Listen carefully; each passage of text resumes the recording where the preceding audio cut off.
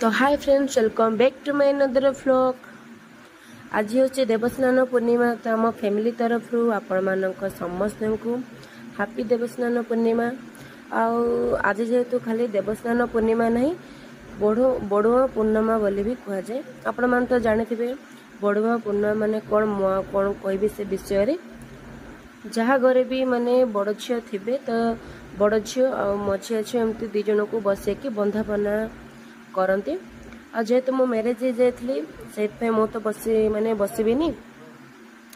आम भौणी आम मौसी झील बसते तापर बंधापना कर पूजा करागला।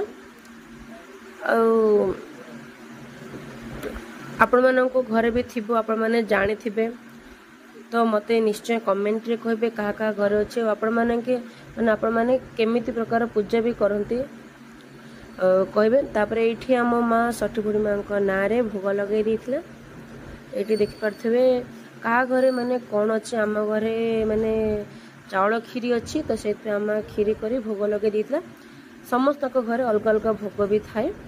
आठी देखुवे आमर गेली टाटा टाटा एमती करता जमी मोबाइल माने देखीद से भिड कर तेमती टाटा माने बहुत बुद्धि तार मुझे रगे कंदे तो से मैंने कांदुला तो मुझे बाहर को आनी टे गेल कर बुले देली आ देखिपे कान केमती फूल माने खुंची दी। आम काले मामा झील